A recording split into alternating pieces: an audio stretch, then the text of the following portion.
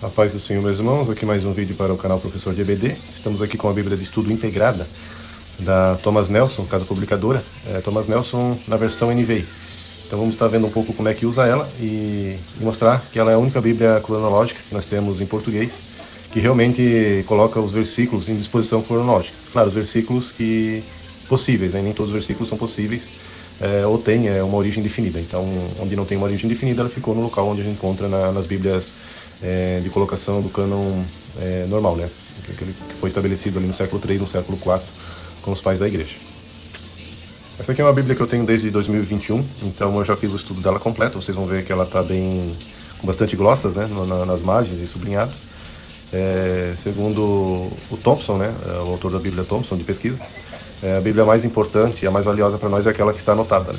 Então eu concordo com ele, é aquela que a gente, ao ler, né, faz o entendimento e faz as suas glossas e faz ali a sublinhação daquilo que no momento da leitura achou mais importante.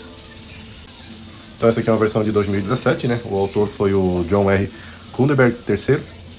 Eu vou colocar aí na tela quem é, né, o seu John Kuhlenberg III, para você estar tendo uma amplitude de quem é esse teólogo renomado. Na verdade, ele é praticamente um linguista, né? Aqui nós podemos ver que é uma Bíblia da Zondervan, né? Então foi uma tradução, é uma Bíblia que ela tem o nome NV Integral Study Bible. Né? Então em 2013 foi publicado pela Zondervan e foi trazida para o Brasil em meados de 2017 pela Thomas Nelson. O interessante notar, né, que a Thomas Nelson é uma marca licenciada, né, da editora Vida. É interessante também que foi impresso na China, né, um país comunista, qual proíbe a palavra de Deus, mas quanto o assunto é comércio, vocês veem que eles são livres, né? Então imprimido na China. Aqui nós temos o sumário. O sumário, aqui ele está em ordem cronológica. Então, Gênesis, Jó. Provavelmente Jó foi escrito um pouco depois de Abraão. Provavelmente, eu acredito, pelo estudo que eu fiz, que Jó foi escrito enquanto o povo estava sendo escravo na terra do Egito, naqueles 400 anos de escravidão. Então, eu acredito que Jó tenha sido nesse contexto. Posteriormente, Moisés teria ficado sabendo, talvez escreveu essa história na época que ele estava lá com a sua esposa, com seu sogro, Jetro, né? Então, eu acredito que ele tenha ficado com conhecimento dessa história lá com seu sogro, né? E aí vem Êxodo, Levítico, Números, aí os Salmos, né? Que muitos Salmos está entre aqui. Nós temos o Salmo mais antigo, que é o Salmo de Moisés, né? O Salmo 90. E aí depois nós temos o Salmo dos descendentes de Corá. E aí já pega, na verdade, a época dos reis, né? Então, os Salmos vai estar ali na época dos reis. Esse Salmo aqui, que remete à página 267, é o Salmo 90, que é o Salmo atribuído a Moisés. E aí nós continuamos aqui com toda a listagem bíblica, né? No Novo Testamento aqui começa com o Evangelho de João, né? Na teologia, o mais aceito é o livro de Marcos primeiro, né?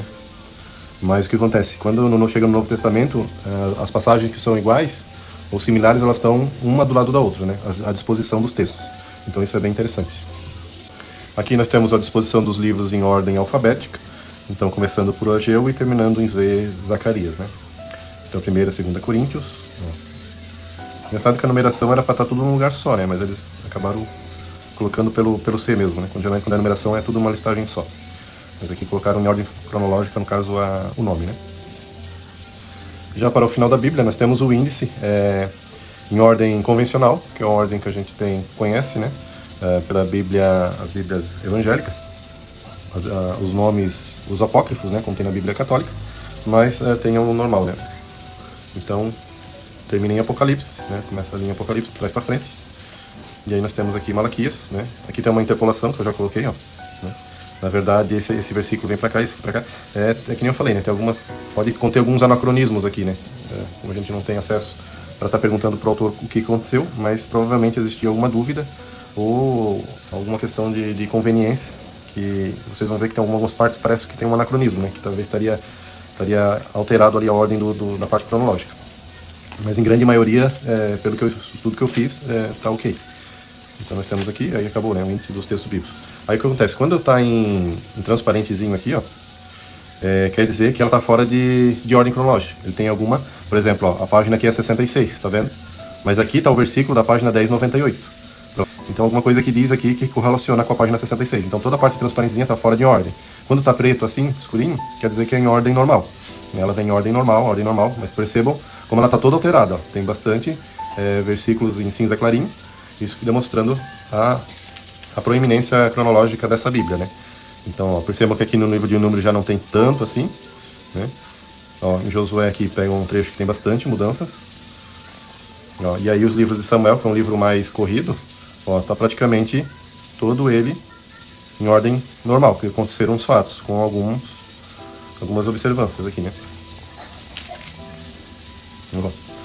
O livro de Crônicas, o livro de Crônicas e o livro de Reis vai ter bastante interpolação, né? Então vai ver bastante o livro de Crônicas com o livro dos Reis e alguns livros dos profetas, né? Por exemplo, o profeta Isaías está junto ali na parte que fala dos reis, do rei Ezequias, né? Então vai ter, bem legal essa Bíblia por causa disso, tá? É a única Bíblia no Brasil que vai estar os versículos em disposição. Essa é a verdadeira Bíblia cronológica.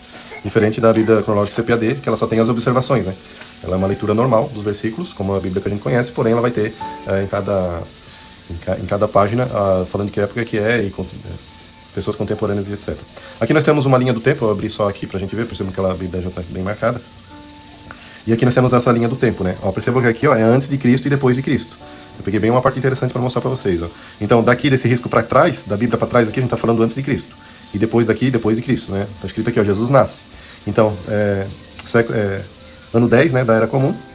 E aí vai indo, ó, 20. E aí o que aconteceu aqui, ó, 30 anos depois de Cristo, o ministério de Jesus. Aí depois aconteceu o Pentecostes, né? Porque logo depois ele morreu. Ele começou o seu ministério, 3 anos e meio. E aí depois logo morreu. Ele já pega o Pentecostes. Aqui a igreja em Jerusalém.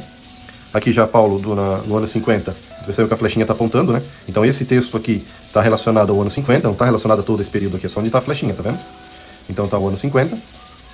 Aí aqui não tem flechinha, aí considera o da página anterior, né? Então nós estamos aqui no ano 50 ainda. Então do ano 50, percebeu o Paulo missionário ainda, tá vendo? Só que aqui foi antes do, ó, Paulo missionário, não tem a flechinha. Aqui Paulo missionário já está a flechinha, percebeu como andou a linha do tempo? Então aqui é a destruição de Jerusalém no ano 70, né? E João já na ilha de Patmos lá no ano 90. Então, deixa eu... Uma coisa bem importante para estar mostrando também é a imparcialidade teológica. Então eu gosto muito dos estudos da NVI, né? A Casa Publicadora Thomas Nelson, ela sempre traz um assunto mais neutro. Às vezes que eu digo que a Bíblia de Estudo Thomas Nelson NVI, essa que foi lançada recentemente, é uma das melhores por isso mesmo, pela imparcialidade teológica. Então geralmente eles trazem um assunto bem neutro, com uma pesquisa mais aprofundada de vários teólogos, né? De vários segmentos. Então ela nunca vai te trazer... Pode até te trazer assim um som de um calvinismo de leve, alguma coisa desse tipo, mas nada que vai influenciar. Então qualquer pessoa de qualquer congregação cristã pode estar lendo essa Bíblia e não vai se sentir com a sua crença ameaçada, né? Isso é muito importante. Aqui nós já temos uma tabela bem legal, começando aqui, né? Então, 2500 a.C., né? Que é o período bíblico antigo. Então vai estar aqui onde começa, né? O que começou aqui as cidades e as suas dinastias. E aqui o período dos patriarcas, né? Abraão nasce e tal. E aí vai até aqui no caso do Salomão. Então pega as patriarcas, né? Do início do Jardim do Éden até Salomão. Bem legal esse quadrinho aqui. Vai ter outros quadrinhos também mais pra frente. Então em Gênesis aqui a gente percebe que é o princípio, né? Então não temos nenhuma interpolação aqui, né? Se eu não me engano, João 1 vai estar por aqui. Aqui, ó. João 1 tá aqui, ó. Tá no primeiro início do Novo Testamento. Então, o início de tudo, o Novo Testamento, ó, aqui mudou, né? Ó, podem ver que aqui é a vida de Cristo, né? Aqui é Malaquias. E aí começou os evangelhos com João 1. Por causa disso que a gente viu lá na frente começou João. Então, agora eu entendi por que ele tinha começado com João 1, né? Porque no princípio, então, tá falando no princípio do Novo Testamento, no princípio de todas as coisas. Então, poderia também estar esse versículo lá no início, né? Lá em Gênesis. Mas é que nem aquele caso que eu falei, como é uma Bíblia neutra, eles optaram por colocar no início de João. Mas poderia estar lá em Gênesis também. Que na verdade se tivesse lá em Gênesis ia atacar mais talvez o testemunho de Jeová, né? Mas o testemunho de Jeová ia atacar eles. Então eu creio que para ficar uma coisa mais neutra eles optaram por colocar no início dos evangelhos, né? Coisa que em ordem cronológica, que eles colocaram em ordem cronológica o dizer. Então vai ter esse contrassenso. Às vezes a escrita, né? Que no caso do Evangelho de Marcos seria o primeiro evangelho a ser escrito. Então vai ser essa interpolação, mas visando sempre a cronologia do que está falando e não necessariamente do que está escrito. Esse é um ponto importante de você estar entendendo. Então ela vai estar mais dando ênfase pelo assunto, a cronologia do assunto, em que época aconteceu realmente o assunto, do que realmente o que aconteceu a escrita, né? Então esse é um ponto importante para você estar entendendo o estudo, a amplitude dessa Bíblia. E aqui nós temos a nossa primeira interpolação de Gênesis. No caso aqui pegou a descendência de Adão. Estão vendo? A descendência de Adão falado em Crônicas e o trecho falado em Lucas, que é a descendência de Adão. está aqui em Gênesis 5, 1 Crônicas 1 e Lucas 3. Então ela vai estar disposto dessa forma aqui, né? Então esse trecho aqui, ele já não vai estar lá mais em Crônicas, porque ele está aqui. Entende? Eles não se repetem os trechos, nem aqui em Lucas. Esse trecho aqui, ele não vai estar lá em Lucas, ele vai estar aqui. Eles não se repetem. Então todos os trechos que a gente encontrar nessa Bíblia, ele não vai se repetir. Assim, obviamente, também o texto em sequência normal também não vai estar repetindo, né? Então ela está toda organizada de forma que a gente leia os versículos contemporâneo do que está escrito, e não necessariamente quando foi escrito. E aí nós estamos aqui, né, na flechinha. Nós estamos aqui antes de Abraão, tá vendo? Nós estamos antes de Abraão, ó. A flechinha está aqui atrás. Ó. Continua aqui atrás, tá vendo? Lá no início ela começou aqui. Caim matou Abel, nós estamos antes de 2000 anos antes de Cristo. E aqui começa o livro de Jó. Né? Livro de Jó, Jó 1. Terminando aqui a morte de José. Vocês estão vendo aqui quando começou o período de escravidão, que eu estava falando? Então morreu José e começou o período de escravidão, porque ele se levantou um faraó que não conhecia José. Então o povo foi crescendo, o faraó foi tendo inveja do povo, e aí ele foi causando impostos em cima daquele povo, até chegar ao ponto que eles não puderam mais pagar e toda aquela dinastia foi escravizada. Então, aí o livro de Jó ele vai estar em disposição corrida, né, como é uma história à parte. Não tem necessidade de estar fazendo uma interpolação aqui. Então a história de Jó ela é corrida, não tem nada falando aqui no meio. Tá? Olha só que interpolação legal aqui, começando em Êxodo, né? Quando está o texto preto, tá vendo? O título está preto. Então aqui que é o texto em ordem convencional, né, que a gente está acostumado. Então aqui ele interpolou Gênesis, Números, Crônicas, Números de novo, Crônicas, ó, Números, Crônicas, Êxodo. Olha só que interessante, né? Essa interpolação. Então aqui, cronologicamente, seria a ordem correta do que está sendo dito aqui nos textos. Pulando aqui, olha só que interessante, as cidades de refúgio, né? Então as cidades de refúgio, até provavelmente é onde eles falam do Salmo 90, né? Que é o salmo atribuído a Moisés, porque ele fala das cidades de refúgio na sua epígrafe do Salmo 90. Então nós estamos aqui falando de Deuteronômio, nós estamos falando de Josué e o próprio livro de Números. Números 35, se não me engano, 267, aqui ó, 267 já abre o quarto livro, né? De Salmos.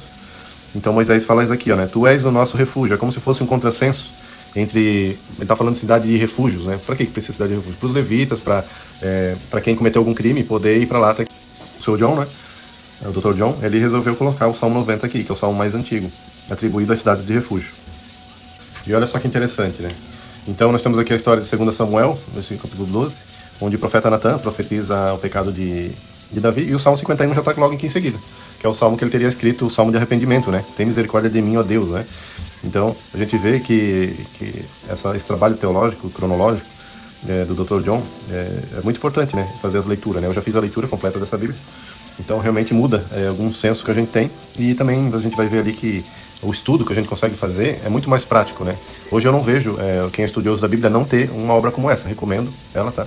Para que você que está fazendo seus estudos aí, tem que ter essa Bíblia aqui, porque principalmente no começo dos estudos a gente fica perdido, né, na questão da parte da cronologia, e essa Bíblia aqui vai trazer a luz. Não que tudo está aqui pode ser refutado, claro, a ordem cronológica, que nem a história de Jó, né? Pode ser refutado, pode ser, quem sabe foi Esdras, que na época do cativeiro babilônico foi escrito, talvez algum judeu que tenha ficado em outra parte, né? Mas então a gente consegue ter uma luz, né? Ter um caminho, né? Não fica tão perdido.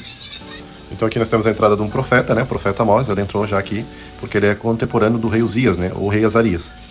Então, na segunda crônica está interpolado com Amós 1. Então, como eu estava falando sobre o Isaías, né?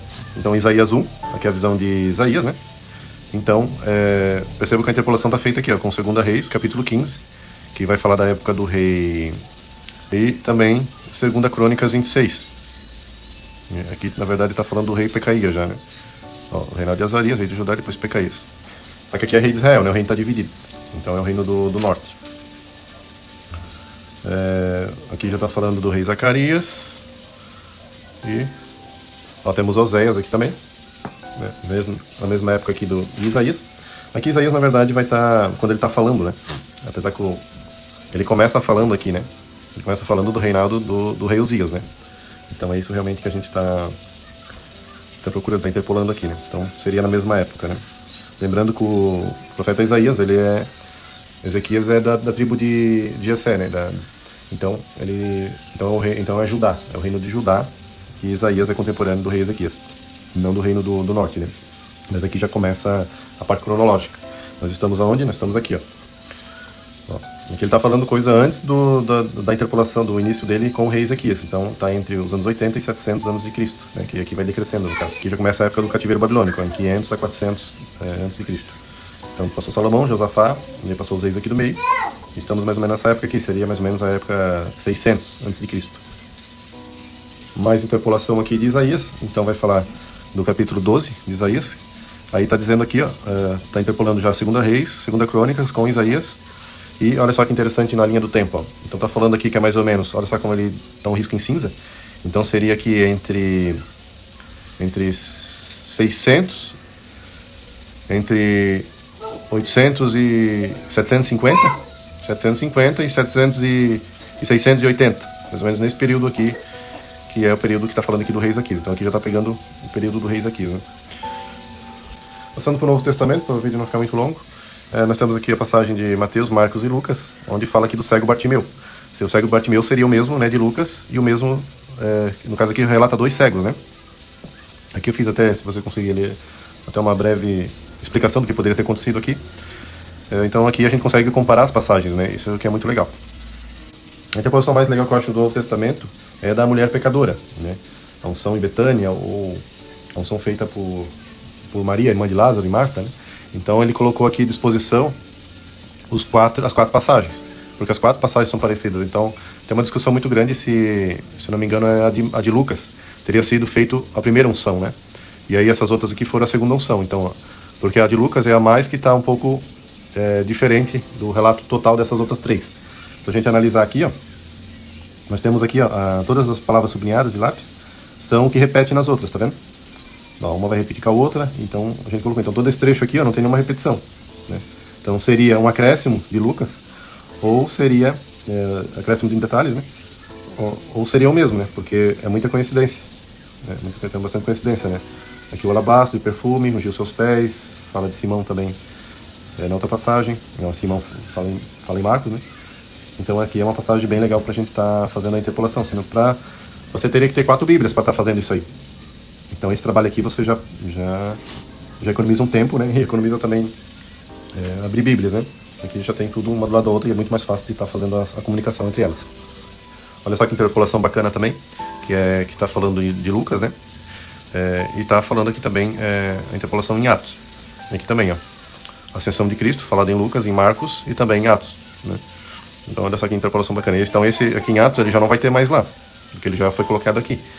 Então percebam que é muito mais fácil de estudar assim, né? Da forma cronológica, né? Eu sempre uso bastante ela, porque a gente já acaba economizando bastante tempo usando ela. Vai pegar um versículo, até você que é pregador, quer montar suas mensagens, você vai abrir, por exemplo, você vai falar sobre esse texto aqui da ascensão de Cristo, você já vai poder comparar quais os outros versículos que fala e qual que era a dinâmica antes desses versículos. Então a dinâmica antes dos versículos era de João, tá falando de João, né? Não, Jesus restaura Pedro. Então olha só como você consegue dar uma mensagem cronológica, né? E aqui já vai começar a parte da igreja primitiva. Já temos aqui alguns ensinamentos. Perceba que a gente falou de tudo e aqui ainda está falando da ascensão, ó. A ascensão falada também de Lucas e Marcos, que estava falando ali antes.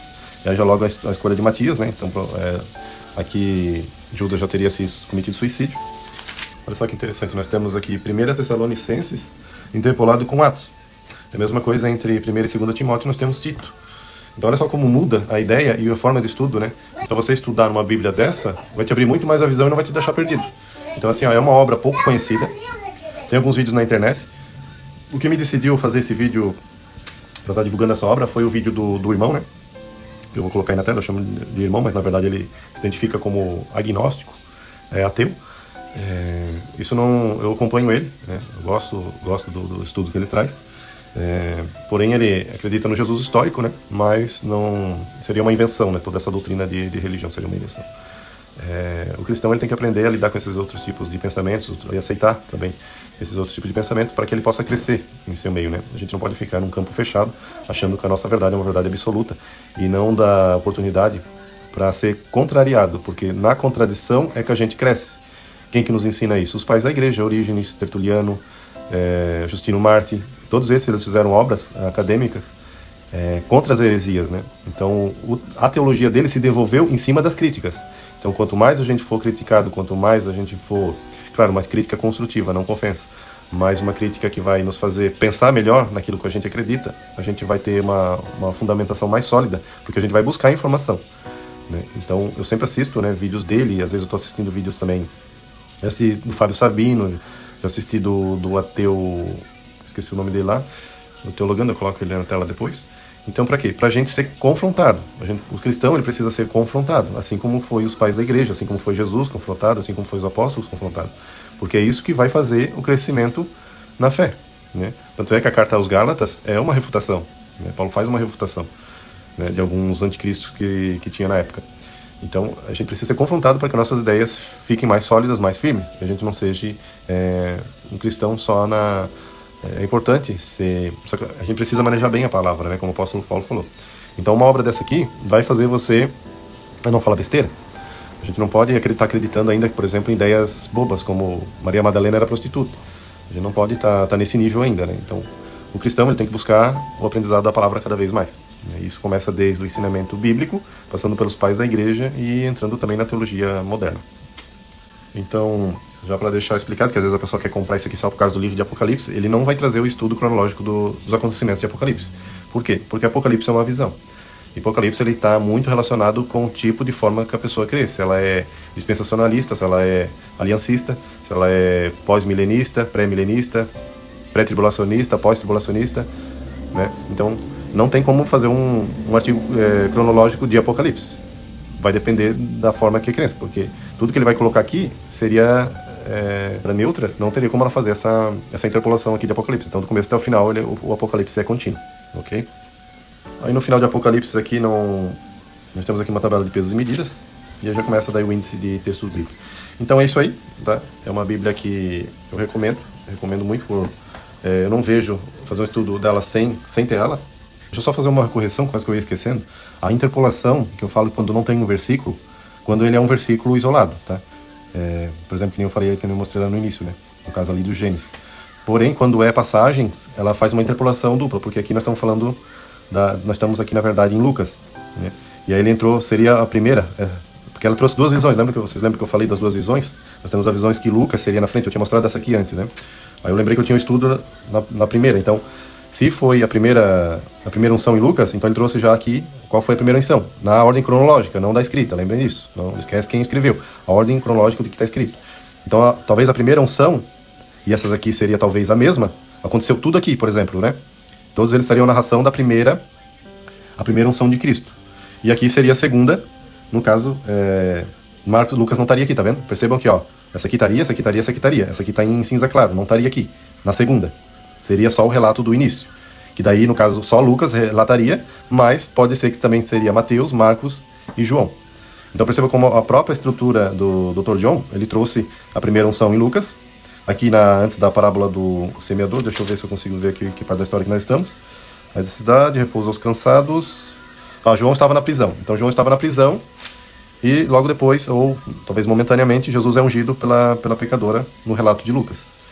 Então, como o relato é similar, ele trouxe aqui, porém ele trouxe em cinza claro. Que pode ser, é o que eu estava falando antes, que Lucas seria uma primeira unção relatada só por ele. Só por ele. Há quem defenda, eu creio nessas quatro unções a mesma, tá? Mas também não é difícil pelo estudo, achar que teve duas, então, uma mais no início, relatado por Lucas, e aí depois a segunda, relatado por Mateus, Marcos e João. Aqui está forte, aqui Lucas traz aqui porque talvez seria a mesma. Mas ele traz em cinza claro porque poderia ser que ele está lá na primeira.